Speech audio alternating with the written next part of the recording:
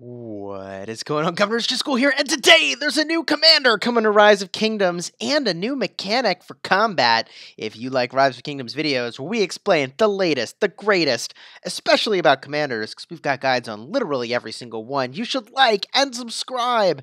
And we are a sponsored creator with Rise of Kingdoms. My friends, if you follow the Rise of Kingdoms Facebook, and you should, because there are goodies that get released. This morning was no exception when they released Tomyris, Queen of the Massagettae. Oh, dear Lord, how do you pronounce that? Queen of the Mas something or other. Tomyris, who is going to be Archer, Conquering, and Attack. I've got some strong feelings about that combination of trees. Let's start to review these skills, which were revealed earlier on Facebook. First skill has a rage requirement of 1000 active skill.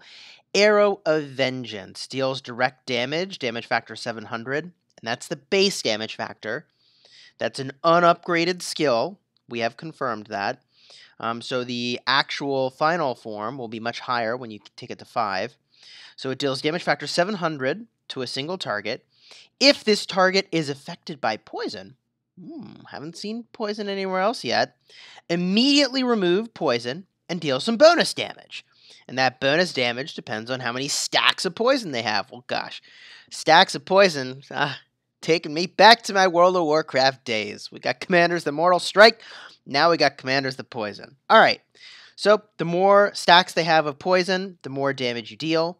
And if that number of stacks is really, really high, you do even more damage than you would otherwise. And it immediately removes the poison effects when your active skill hits. So you build up a bunch of stacks, then boom, you pop your skill, and it sounds like all the stacks get cleared away, but you do a bunch of extra damage, which seems pretty cool. So you're sort of stacking on to the enemy some ability to do extra damage, and this active skill, boom, fires it off. Now, the question is, how do you get those poison stacks onto the enemy? We will get there. We will get there. Second skill, Payback, passive. When attacking cities, you increase your normal attack damage and decrease counter attack damage, presumably that you're taking. Sure, I'm not excited about commanders that are optimized for hitting cities because that happens so rarely. It is so infrequent. I mean, like, I personally much prefer commanders that are doing basically, like, barbarians better. City defense better. What else did they put in this? I don't know. There's so many things that, like, you could pick a niche game mode that I actually do all the time, and it would be better. This, like, whatever.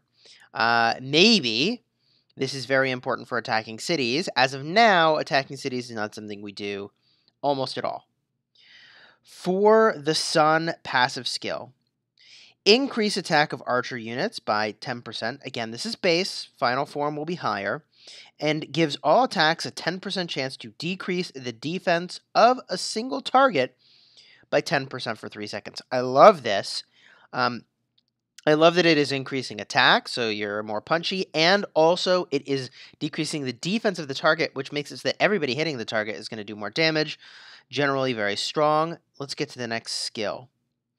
Gives all regular attacks a 50% chance to poison a single target for 5 seconds. This effect can stack a maximum of 15 times, and the duration will be reset to 5 seconds each time a new stack is added. Aha. Poison targets will also take additional damage from skill. I assume that's active skills, but maybe that's also passive skills.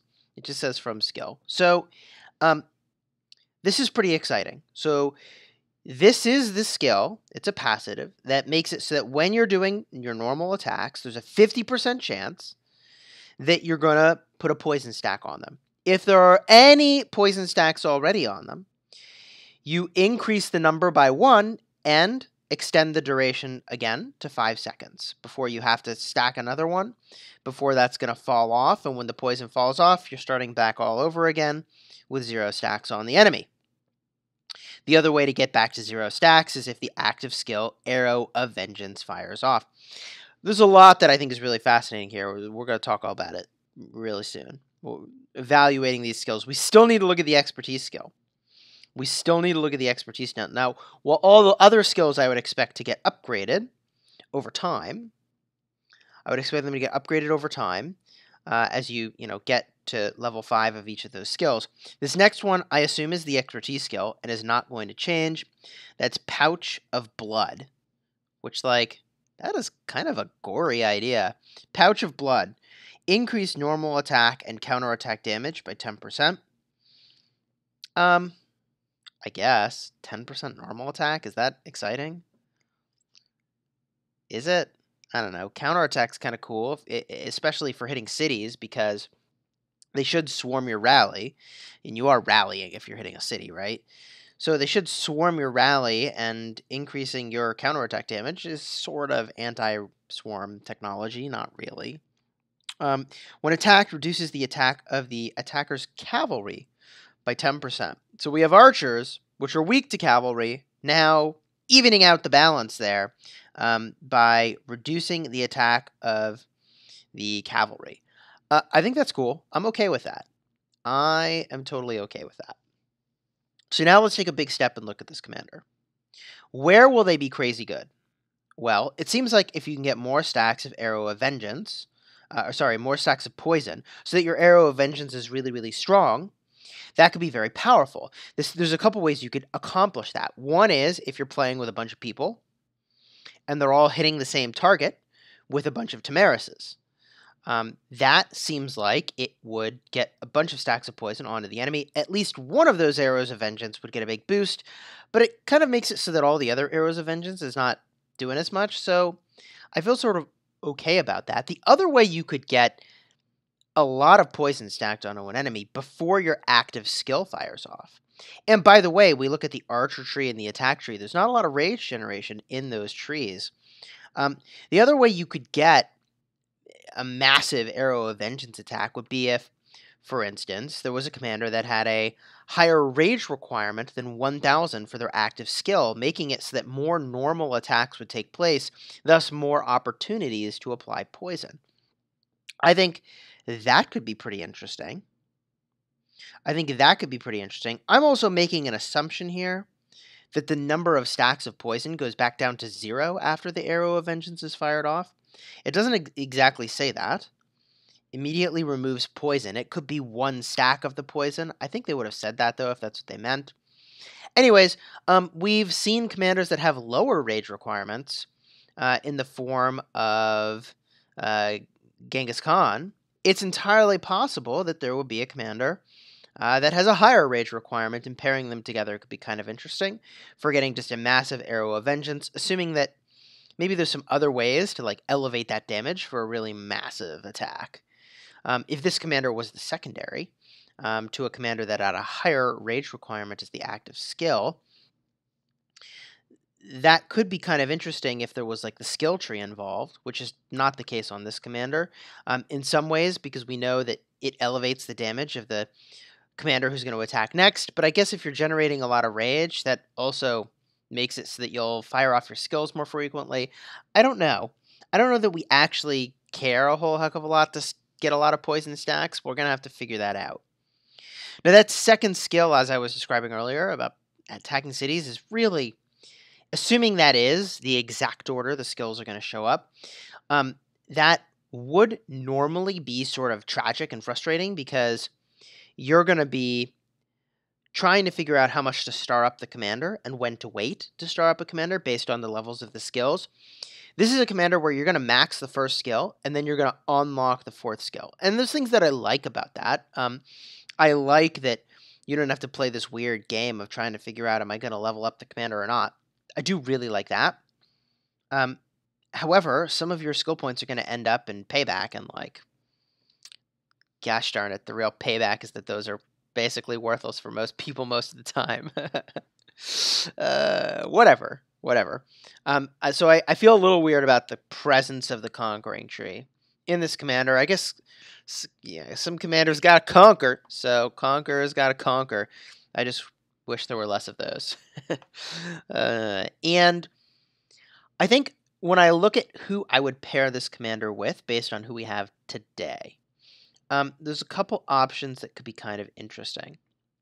Let's start to think through some of those. The first would be a commander like El Cid.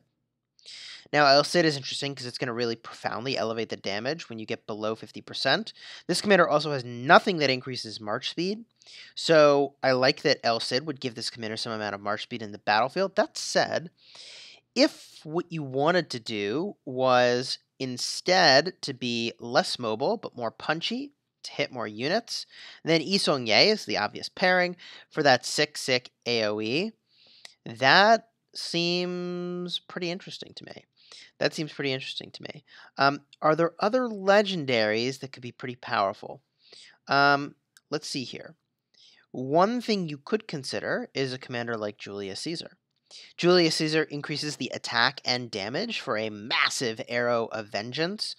We've seen, especially in Sunset Canyon, the combination of Julius Caesar with Yi Seong-Gye being very, very powerful. I see no reason why Tamaris couldn't also be very powerful in that configuration and do a whole heck of a lot of damage with Julius Caesar elevating the amount of damage that Tamaris will ultimately do. I don't think I would pair with Freddy, because Freddy is all about generating more rage. That's what he really wants. Or he wants, like actually, honestly, like an Yi Seong-Gye that's going to elevate the active skill damage very profoundly, which this commander is not really doing. And by the way, that is another reason why Yi Seong-Gye is a pretty gosh darn good pairing here. Yi Seong-Gye is elevating the active skill damage by a solid 50%. And I mean, assuming you can stack a lot of poison, assuming that the damage factor from Arrow of Vengeance goes up much higher than it does now, I mean, we're probably looking at a commander that has the potential to have the highest skill attack in the game, especially when paired the right way. So I think that's pretty exciting, all in all. Of course, we know there's at least one more legendary commander coming to the game in the short term. It's entirely possible that those two commanders are very highly intended to be paired together. We don't know yet, but as soon as that information becomes available, we'll talk all about it. And once this commander is officially released and we can try to get our hands on them, we'll of course make a guide all about it, talking through what we think about this commander. And hopefully we'll do that after we've actually had a chance to take him for a spin.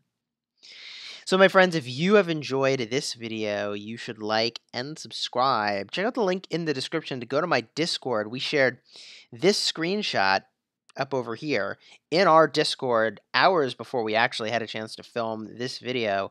Traveling for work, man. Ugh. Anyways, if you liked, down below, really appreciate it. And until next time, you have fun smashing the kingdom.